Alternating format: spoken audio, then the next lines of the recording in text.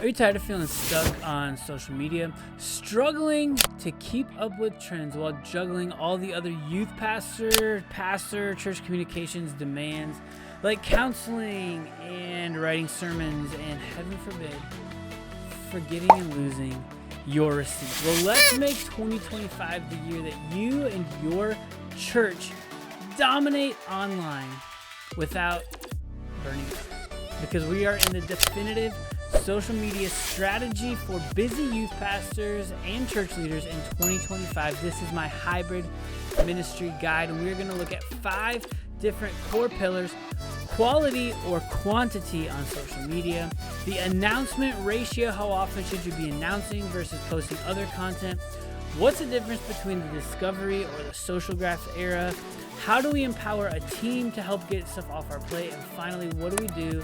We hand this off to a volunteer and then mess it all up. Hey, don't forget, as always, if you're here on YouTube, that there are chapters down below at the bottom, and you can scrub ahead to the question that you want most answered. Welcome, my friends, to the Hybrid Ministry Show. Well, hey everyone, welcome to the Hybrid Ministry Show. My name is Nick Clason, and I've been in youth ministry for 14 years, and I've been in content creation for 14 years as well, but I've really doubled down here in the last few, especially since COVID. And I don't know if you guys are familiar with or have heard of Gary Vaynerchuk, but if you're in marketing at all or interested in social media, you've maybe heard him. Also, if you're interested and into profanity or the New York Jets, you've also heard him. But Gary has a lot of great strategies for social media. The dude is a maniac with social media, like awesome about it. And it's because he knows the value in it. And he knows how to hack it. He knows how to gain customers and business and a following. And by the way, that's what we're trying to do as churches too, right? We're just trying to get people to be able to know and hear about the love and message of Jesus. And so what I've done is I've gone through and I've taken 5 ideas from Gary V, and I'm going to share with you what he says, but then I'm also going to help distill those and change those down for what we as churches should be doing. So the first piece of advice that Gary has is we're going to be asking this question, right? On social media, should we focus on quality or should we focus on quantity? Okay, here's Gary's advice. Ready? Check this out. Be everywhere. Create as much content as possible for every platform. So, quality or quantity? Well, both, right? I know you hate that answer because you're like, dang it, I was hoping you're going to say quality. Okay, here's what we need to be doing.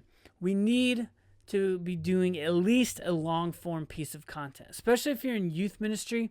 95% of teenagers, according to Pew Research, are on YouTube. All right. The good news about a long form piece of content is it can help create and produce the base for some of your short form social media pieces of content. But if you don't have that long form, then it's harder to clip stuff up. All right. So at a minimum, get an audio podcast. Next step, if you can do a little bit better than that, get that paired with a video. And even better than that, frankly, sit down, optimize it for video, talking head style, straight to camera, maybe edit it a little bit, shoot for that 8 to 12 minute mark, which is the most popular length of time for videos that are indexed on the YouTube algorithm. And in fact, I have all of that detailed and outlined for you in a playlist linked down below called YouTube for Youth Ministry.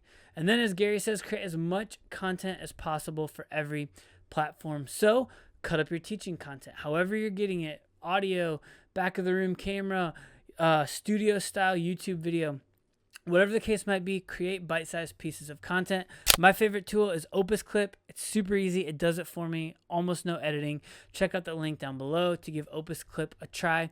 According to the internet's foremost authority, VIDIQ, 90% of the internet's traffic is considered to be short-form, vertical-based video. So don't just make content for your students, knowing that you need to do this, but start making content with your students. In fact, linked right here in a playlist, my easy and effective social media playlist is my strategy of how we capture, batch record 4 different styles of pieces of content and how I've handed those off to some students to edit. I also have linked down below our full studio guide, which is all of our gear. So if you grab my hybrid ministry strategy guide, which I've had out for now a year and a half, that will show you what I'm doing, how I'm doing, all the content I'm creating, and how to get started on YouTube for less than $100.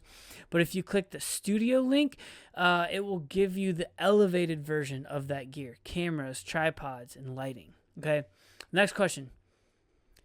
Should we post announcements on social media or just nah? Here's what Gary says, right? Give value before asking for something in return. It's his famous jab, jab, jab, right hook strategy, okay? And so to answer the question, should we post announcements or just nah? Well, you should post both, but make it more fun, not for the sake of being fun, not just because we're trying to make social media less spiritual, but because that's why people are getting on social media in the first place, to be entertained or to be inspired or to be encouraged, okay? And so create content around that, okay? So for churches, like a jab could be spiritual practice videos, daily encouragements, some behind the scenes pieces of content, or even some fun short form content like I detailed and outlined in my easy and effective social media for youth ministries. But then your right hook, that might be your invitation for someone to attend an event or a Christmas service or an Easter service, right? My ratio recommendation is 4 pieces of fun content to 1 piece of announcement content. And your announcement content can be like those transition style videos, which I've outlined again in that playlist. That's one of the 4 of our social challenge. And those are the easiest to create and also the easiest to edit. Think about it like this. It's like I have a Patreon page. I've been talking about it for several episodes now in a row, but I don't want to lead with this episode because I've seen my YouTube analytics drop as soon as I start talking about it. So I want to give value, and be like, oh yeah, hey, by the way, for only $4 more a month, $1 a week, I'm going to do a bonus podcast to help you be more creative. But it is a right hook. It is an ask, all right? And in the same way, when you're doing that for church, if you're only inviting to Sunday, you're only inviting to Easter, when are you giving? Where's the content that's going to help people and that's going to bring value to their lives? The third thing in the 2025 definitive social media guide is we are officially now in the discovery era. Long gone now is the social graph era. Okay, so here's Gary's advice: show up daily, even if it's small. Right? Brady Shear up at Pro Church Tools, he doesn't say daily, but he says show up consistently. No weeks off is his advice. So for churches, we got to understand that Dear Aunt Sally is who we used to be friends with on Facebook, right? Like Facebook really built its premise on being friends with actual human beings and keeping up with their lives. But like MySpace before that, we would rank our friends on social media. What insanity is that? And before that, we had a thing called Friendster. Like we literally was baked into the name. Like we were on social media for what? For social purposes. But COVID happened, and Meta, while it had a stranglehold on kind of all of social media at the time, realized that, well, Aunt Sally, she's not going to Cozumel anymore, which is what we would get on social for, is to see her post pictures of her trip. And so now we're like, well, people are spending all this time over here on TikTok. And so TikTok completely disrupted the industry, hence YouTube Shorts, Instagram Reels, and Facebook Reels, right? But now, when's the last time that you were on a Reels or TikTok or Shorts platform that you watched a video from somebody that you actually knew? Probably seldom, because Aunt Sally, those vacation pics, they're not making Reels for themselves, right? And she's only going, it's a once-in-a-lifetime trip. She hasn't been since the pandemic. She's nervous to fly. In the meantime, people are posting daily, regularly, right? As Gary says, show up as often as you can, even if it's a small step. And so the good news for churches is that we can show up regularly. There's a geographical component to the way these algorithms work. Even though they're mysterious, we don't know exactly how they work. People tend to see content based on what's local and regionalized to you. That's fantastic news for churches. So show up. Listen, I was in California a week ago for a conference, and the time change, it had me all messed up. But I was usually supposed to post 2 times a day. I was only getting 1 post out because I was busy and had other things going on. I didn't sweat it. It's okay. The time of day, the posting at a certain time, that doesn't matter as much anymore, because a piece of content can go viral from weeks, months, even years ago now at this point. We're now in the discovery algorithm for you page era. No longer Dear Aunt Sally's Cozumel trips. I'm so sorry that you don't get to see those pictures as often. Number 4, the definitive guide to social media for 2025. Find a way to empower your team.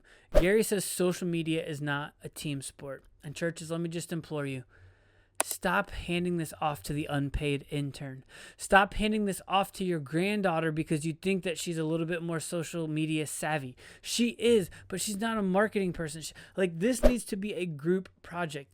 Millennials and Gen Z, and I'm sure Gen Alpha, if they're old enough for this Barna study, have said that the hybrid church is a good version of church for them growing forward. This is no longer an option. This is no longer keeping a few announcements to make sure that there's proof of life on your social feeds. No, it's time to go all in. Get some volunteers, hand things off. Listen, my best social volunteers are 2 7th grade homeschool boys who come in early before youth group and edit videos for me. If I can run an entire social media strategy with 2 7th grade boys, you too can find some volunteers that you can hand things off. And listen, that's why I have custom coaching. I can show you how to do it. I can help you get it up off the ground and get some scaffolding to this structure. And if you're like, dude, you can take me through coaching all you want, but at the end of the day, I'm still not going to be able to take it, that's okay. I can also just do it for you. That's why I offer church communications done for you. And for a fraction of a staff price, I will do it for you as a contractor. Check out both of the links to those below or down below in the YouTube video or in your podcast catcher. And number 5, last one of all, what if a student messes something up? Here's Gary's advice. Ready? Test different formats, times, and platforms until you find what works. Again, here's the good news of the discovery era.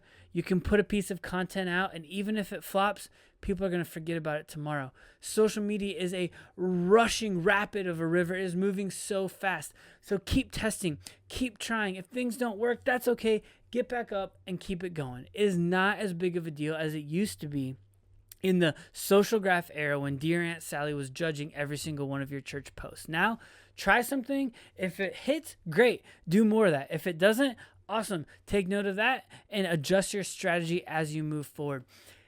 But a student, give them an opportunity to be a part of this. Give them a seat at the table to let them know that this church is about the next generation and that it matters. Again, it's no longer the day where we can just hand this off to an unpaid intern, hope that they keep our social media on life support. Get after it, my friends.